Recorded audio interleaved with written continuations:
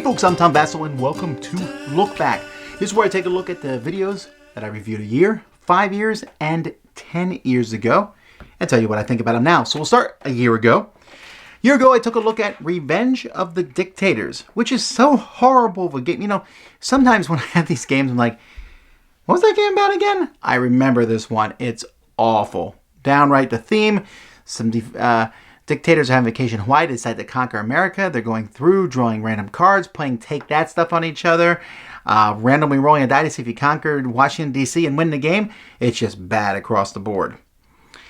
Then I took a look at some of the games from the Great Designer series from Calliope Games. Now, I'll be taking a look at the next version of this series, the next couple games this year soon, and they're better. These ones were not so good. Menu Masters was a game where you were collecting different food ingredients you needed to fill a menu.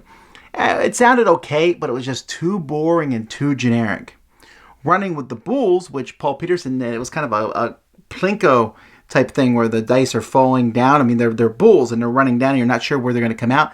That sounds good, but there was so much randomness and so much chaos that everything you did just kind of came down to, we'll see what happens. Carnage. Now, this is a really interesting little game where you're just playing these big cards and building armies and seeing people die right and left. I mean, it's Carnage, right? And it's about just getting rid of the other person's cards. And it's really kind of over the top with all the cards and attacking each other. But the factions all have a different feel to them. So it's enjoyable. I kind of wish there had been more of it released. Villages of Valaria. Now, this game is one of the Valaria. It's different than Kingdoms of Valaria. Actually, I like Villages of Valaria. You take an action, and you're slowly building up your village as you get these different people in, which give you better actions and things like that. The artwork, of course, being the same as all the other Valaria games. I really like this one. And then finally, a year ago, I took a look at Rum and Bones Second Tide. An amazing game, an amazing upgrade to Rum and Bones. I already liked Rum and Bones a lot. Adding in this upgraded version, which was even better, made me happier. The new factions were really cool. So, still really enjoyed this one. Still in my collection.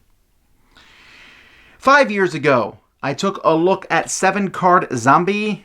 Kind of a variant maybe on 7-Card Samurai. Just collecting cards and stuff. Other than the shape of the cards, and I think it was in a coffin box, that's kind of cool. Other than that, the game not very good. Away with Words. This is a game where you're seeding the board with letters and then filling them in as fast as you can, like a speed word game. No. Then we have Fairyland. This is a game where you're collecting cards for points and stuff. I went and watched my review, and I still don't remember playing this game. It's a game for kids, so maybe my kids enjoyed it more than I did, so I'll leave my rating up from last time. Then we have The New Science. I really like The New Science. This is a game in which you are publishing papers on scientific principles and you're establishing your work based on other people. It has a very good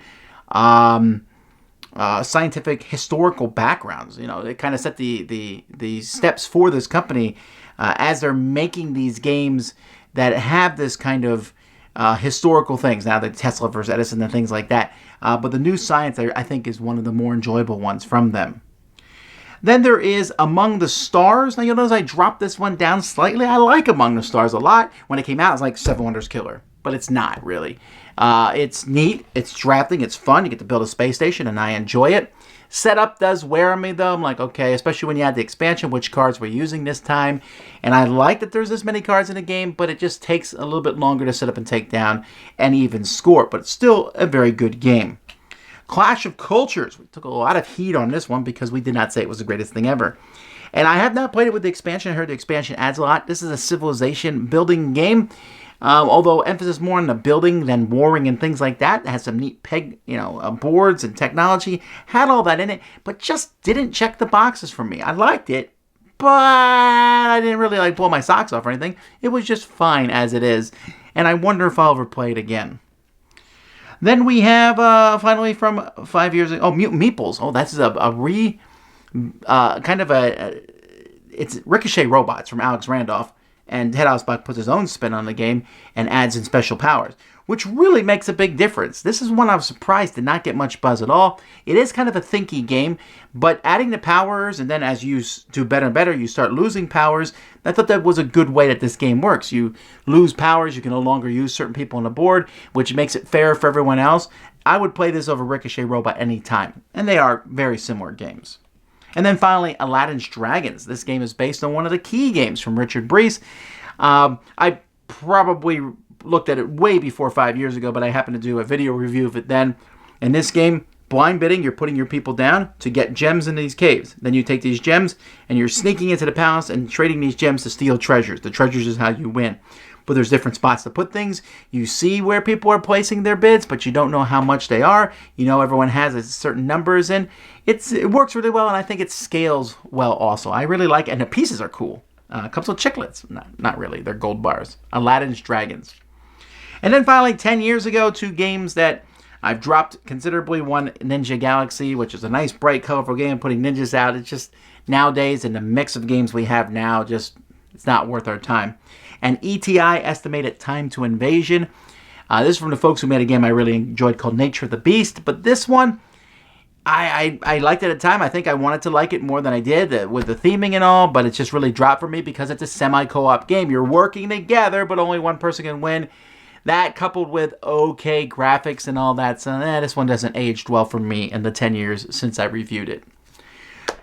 That's Look Back, folks. Thanks so much for watching. Until next time, I'm Tom Vasel. This has been Look Back on the Dice Tower.